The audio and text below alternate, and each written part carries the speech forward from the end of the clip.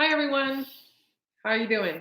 It's a big day today at the Castaway Kitchen. We are live with my new website and I'm kind of a mess looking because I've been doing that all morning. But I was working on a blog post about, hi, good morning, about non-toxic cookware. And I thought I'd jump on here and just show you what I personally cook with.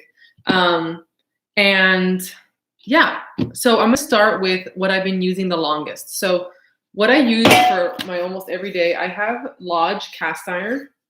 And as you can tell, it's pretty beat up, but I use these two skillets.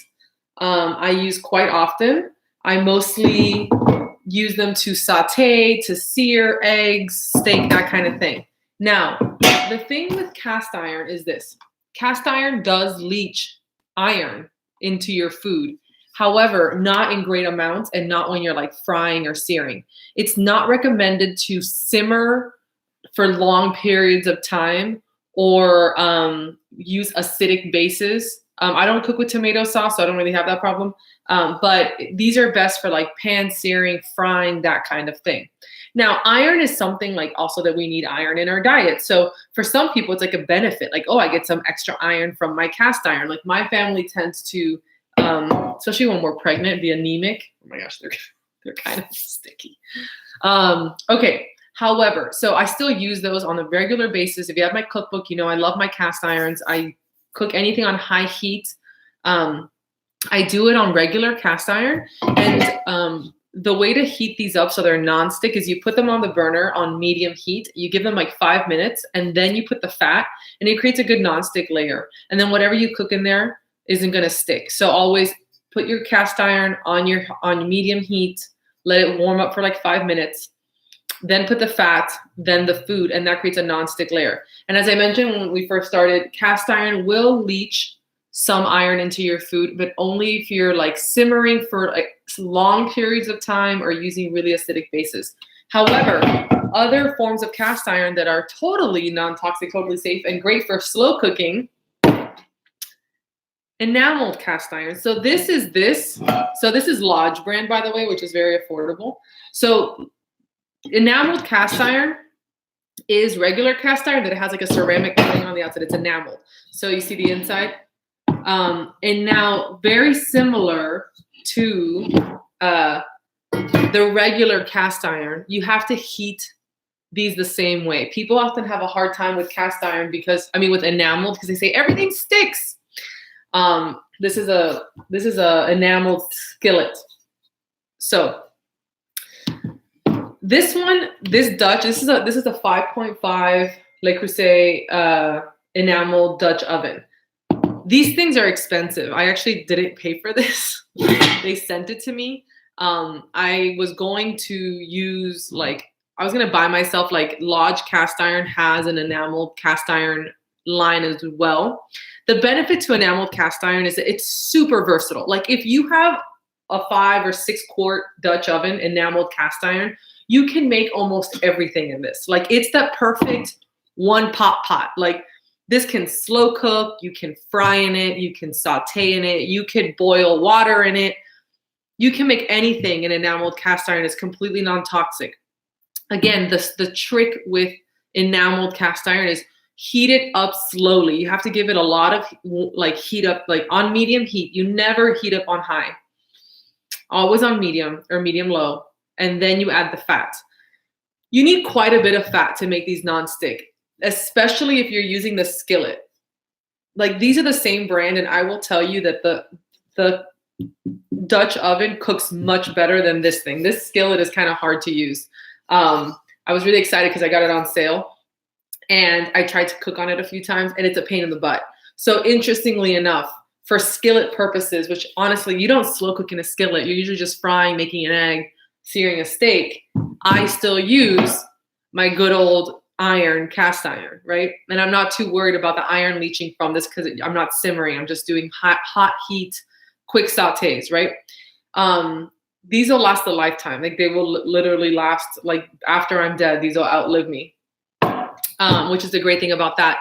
The enameled ones, the enamel can wear, which is, a downside. They're not as durable, but they will last a really long time. Like you could usually pass these down to generations. So this size pot, I mean, you can make a 2 pounds of beef stew. You could easily do like a 5-pound pork butt in here. They're really versatile. Dutch ovens cook like slow cookers, but it's in the oven. You can simmer for long, like to make bone broth, stovetop.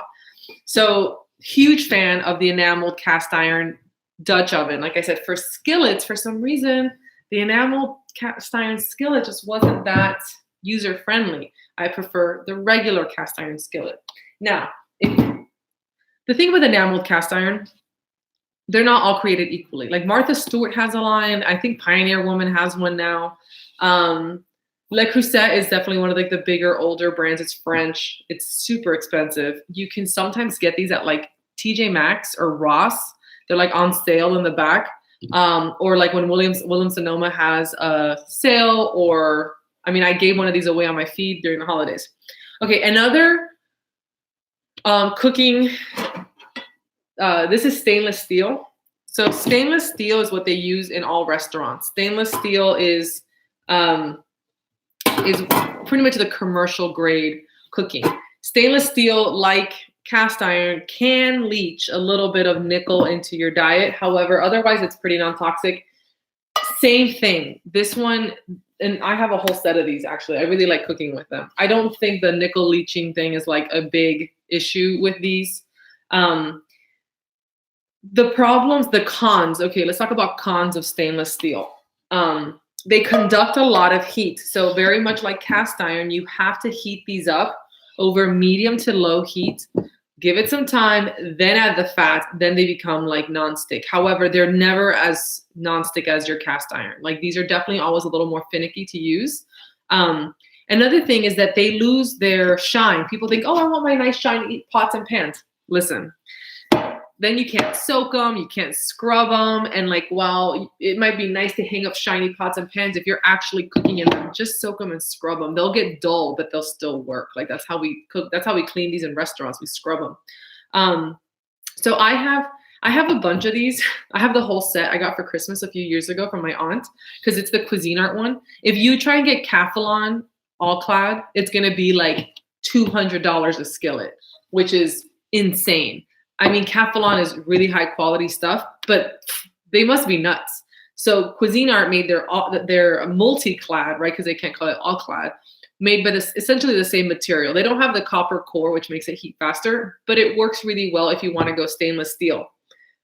But like I said, I have the whole set of these, and honestly, I use this and these two more than anything else. I just really enjoy cast iron. It can be heavy though. I guess that's something I forget. Like cast iron weighs. So if you need something a little bit lighter, stainless steel tends to not be as heavy.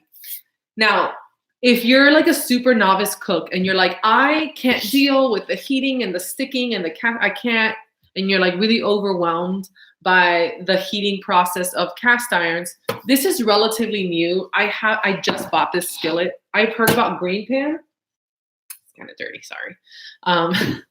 So this is, look at this. This is not Teflon. So green pan, and this isn't sponsored, people. I actually reached out to them to work with them like a year ago and they never got back to me. But I bought this for myself at World Market a few days ago.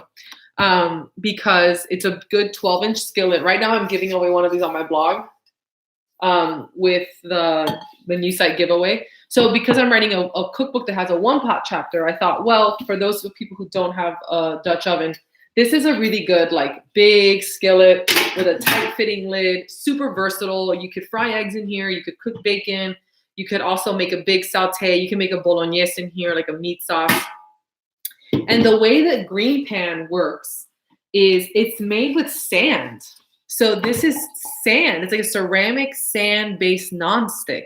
So it's completely non-toxic. And the reason you want to avoid conventional nonstick is because it has like PFAs and P something out. It has like all these chemicals. So they use these two substances that when heated, like release carcinogenic chemicals that are leaching into your food. So regular nonstick is poisoning your food. So you're buying all this, like, quality food, you're eating your AIP, your keto, your paleo diet, and then you're putting it into literally like a cancer pot.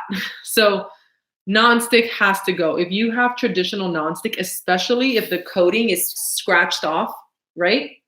That's a big no-no. Teflon coatings, aluminum on skillets that's peeling off and you're ingesting that, those heavy metals are super toxic. So just get rid of them. This skillet was like $60. So they're not cheap. They're cheaper than all clad, but they're not as cheap as cast iron. Cast iron, I think, is like, that's why I love Lodge, because like a Lodge cast iron skillet, this is like $15. And this is 60. However, if you have one of these, it's super non-stick. And I think that's easier for novice chefs. Really important when you're working with any kind of this material, use wooden utensils. You don't want to scratch it. I've only been using this for a few weeks, not even a few weeks, like a week, maybe 2. And I really like it so far. However, I don't know if it stands the test of time. I'm hoping it will. I've been hand washing it. I don't put it in the dishwasher. So green pan is made with like a ceramic based non-toxic non-stick coating. And remember, I'm giving one of these away for free on the blog with a bunch of cookbooks right now. Then we got stainless steel, which if you're slow cooking or simmering for a really long time, may leach nickel. Other than that, very, very sturdy, will last a lifetime, essentially what they use in restaurant kitchens. Enameled cast iron, I think, is coming on top as like the winner, especially like the Dutch oven. Like, except for frying eggs, you can make, which you could, it'd just be like weird to take them out. You could do everything in one of these. And while it's an investment, it'll last you forever. I just keep this bad boy like on top of my stove, as well as my handy dandy Lodge cast iron skillets, which as you can see are very well loved. And the cast iron, again, it can leach iron, but if you're just frying and searing, you're fine. Now, I do want to talk about sheet pans because that's something that I never really thought about until recently, because I'm doing so many sheet pan recipes, and most sheet pans are made with aluminum. And as we know, aluminum is really bad for you.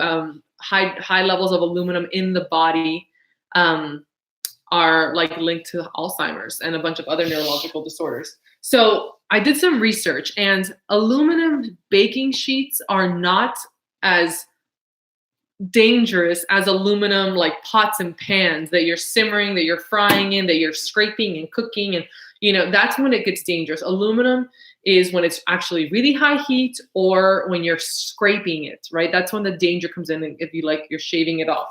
So these are the sheet pans I use, and as you can see, they're very well loved.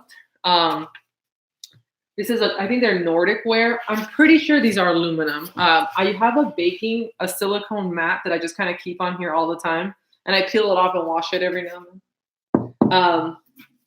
And these just stay on here. I bought these on Amazon, and they're really cheap. So if you have aluminum baking pans, and you're like, I don't want to get rid of all my baking pans, just put parchment paper down or use a silicone mat. Another thing is that you can just bake directly on your, on your aluminum baking sheet. However, the thing is, when you're taking the food off of it, make sure not to scrape it. Like, use a wooden spoon or something with a rubber tip to remove your food. So, and I don't use like Brillo pads on them. So I'm not like scraping these. They're like seasoned.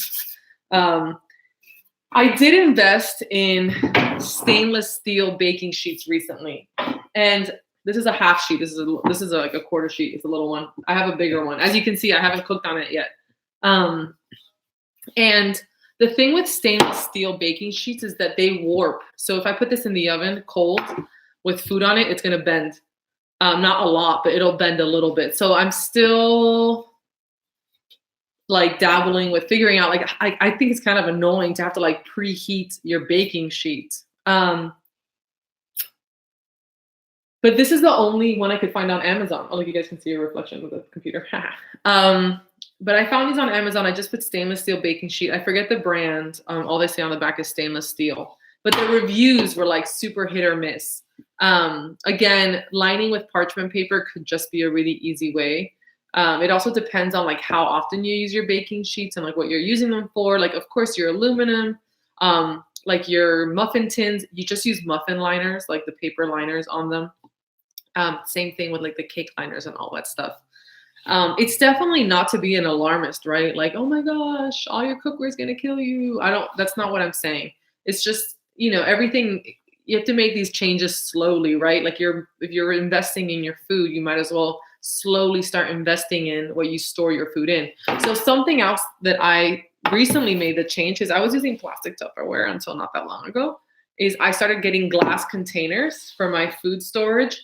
So this is Snapware. And so it's glass, and then the lids just snap on.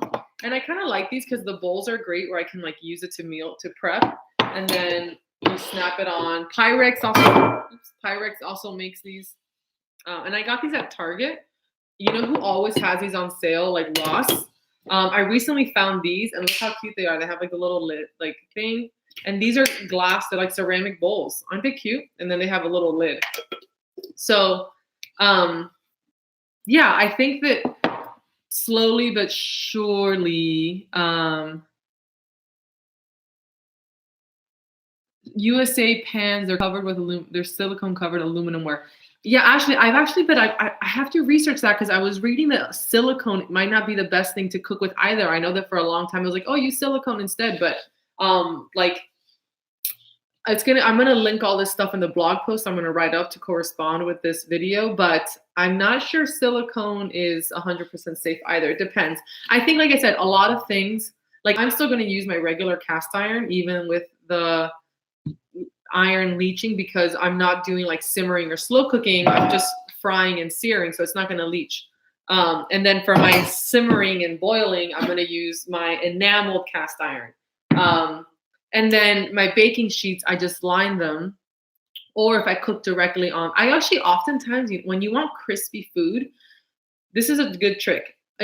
Sometimes it's hard to get crispy food if you're cooking on parchment paper, might not get as crispy. I put a wire rack, and those are really easy to get stainless steel, on top of my sheet pan. And then I oil that, like my wings and stuff, and then I put it on there. Or I just cook directly on it, and I make sure to use like my hand or like just a soft tip tool to take the food off of the sheet pan so I'm not scraping it. It's actually not as like sciencey as you think. It's like legit. If you scratch it, it's gonna like the crumbs are gonna get into your food and you're gonna eat it. So just don't scratch it. Again, I will report back with the stainless steel baking pans when I start using them. Obviously I haven't because they're still so clean. And so far, the green pan I'm really liking. I made a bolognese in it. It was really good. I like that it has a tight fitting lid. Cuisinart also has a green culinary green, something like that. Cuisinart also has Cuisinart, right, has a line that's similar with a non-toxic non-stick that's like ceramic base. That's what you want to look for. So ceramic, stoneware, lava, like lava rock. What else? Enameled. Those are all like things that you want to look for when you're looking for cookware materials. Heavy metals, of course, that's what you want to watch out for. You want to watch out for anything that's synthetic. Teflon's a big no-no. Side note, Glide dental floss is made of Teflon. So watch out with your dental floss. And yeah, so that's it. I think, like I said, the winner for me is going to be my enameled cast iron.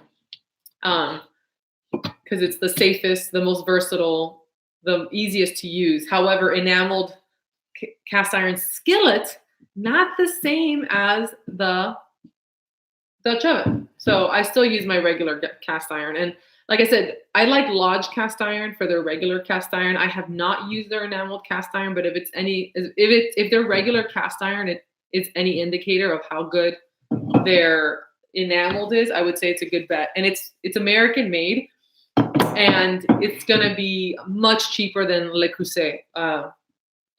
Because these people, like, this is made in France and it's very good quality, but holy hell, these things go for like $300. Which, I mean, you're gonna use it forever, but that's still a lot of money. Okay, so I'm gonna work on typing this post up and getting it on the blog, and I will include links to all of these skillets and pots and storage containers. And yeah, I'll get that on the blog this week. But remember, right now on my new post in the Keto Buns giveaway, I am giving away a green pan, this same pan. It's a 12-inch non-toxic ceramic non-stick made of sand. Like the ceramic is made of sand. Isn't that crazy? Now, the test of time we'll see is if the coating lasts, which is why I've been washing it by hand, drying it by hand. In general, never run your good cookware through the dishwasher. I don't care if it says it's dishwasher safe. The dishwasher is where cookware goes to die. So just wash it by hand. You can soak it a little bit. I soak my cast iron. I know they say don't do soap. I soak it. I scrub it. I put soap on it. I just dry it and then oil it again. Just don't run it through the dishwasher.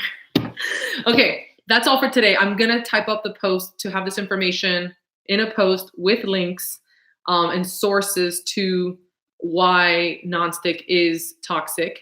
And I'm also going to link all of these different products so you can easily find them. And remember, you can win a green pan on the blog right now because the new site just launched and it's gorgeous.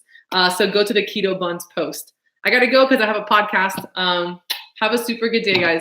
Bye.